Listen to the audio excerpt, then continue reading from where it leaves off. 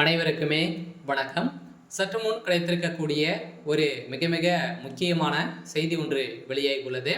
சற்று முன் செந்தில் பாலாஜி தம்பி அசோக்குமார் கொடுத்த வாக்குமூலம், இரவோடு இரவாக உதயநிதி ஸ்டாலின் கைது, இது மாதிரி செய்திகள் வெளியாக இருக்கு. ஸோ இந்த சம்பவத்தில் பார்த்தீங்கன்னா செந்தில் பாலாஜியுடைய தம்பி தான் மூல காரணமாக.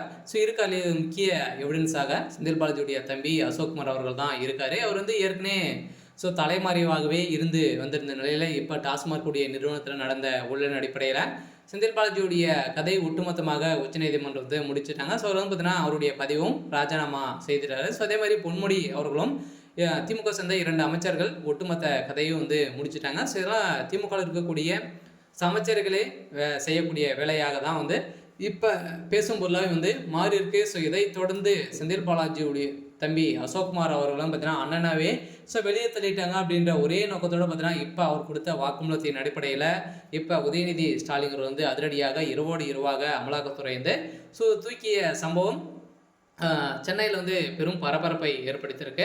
ஸோ இதை பற்றி இந்த வீடியோவில் நம்ம முழுமையை பார்க்கலாம். ஸோ அதுக்கு முன்னாடி நம்ம சேனலுக்கு இப்போ தான் நீங்கள் முதல் முறையாக வந்திருக்கீங்க அப்படின்னா மறக்காமல் நம்மளுடைய சேனலை சப்ஸ்கிரைப் பண்ணி சப்போர்ட் பண்ணுங்கள். ஸோ வாங்க வீடியோக்குள்ளே போகலாம்.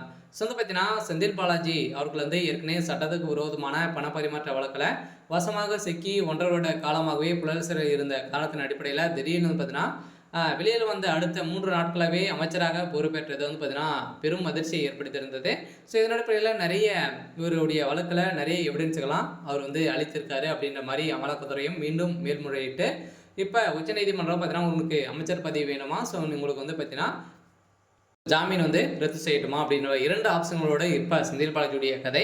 உச்சநீதிமன்றம் ஒட்டுமொத்த கதையும் முடித்திருக்காங்க. சில டெல்லி திகார் சிறையில் இப்போ பார்த்தீங்கன்னா அதிரடியாக செந்தில் பாலாஜி அவர்களுக்கு இடம் ஒதுக்கியிருக்காங்க. இப்போ உதயநிதி ஸ்டாலின் அவர்கள் கைது செய்யப்பட்டதுக்கான காரணம் என்ன அப்படின்னு பார்த்தீங்கன்னா செந்தில் பாலாஜி அவர்கள் இப்போ டாஸ்மாக் உடைய நிறுவனத்திலும் பார்த்தீங்கன்னா ரைடுகள் நடந்திருக்கு இல்லையா. இந்த டாஸ்மாக் நடந்த ரைடின் அடிப்படையில் இப்போ பார்த்தீங்கன்னா ஒட்டுமொத்த பணங்கள் அனைத்துமே உதயநிதி ஸ்டாலின் அவருடைய கைக்கு தான் போயிருக்கு.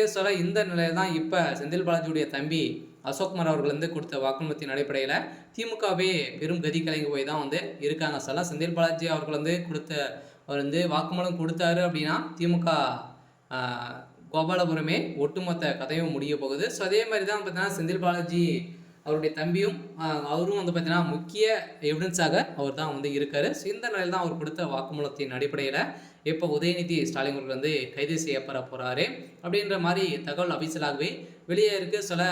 தமிழகத்தில் திமுகவுடைய தலைமையகத்துக்கு பெரும் பரபரப்பையும் அதிர்ச்சியை ஏற்படுத்தியிருக்கு. ஸோ இதை பற்றி மீண்டும் அடுத்தடுத்த வீடியோவில் தொடர்ந்து பார்க்கலாம். சரி, ஓகே. ஸோ இன்னைக்கான அப்டேட் இதுதான். ஸோ மறக்காமல் நம்முடைய சேனலை சப்ஸ்கிரைப் பண்ணி சப்போர்ட் பண்ணுங்கள். தேங்க்யூ.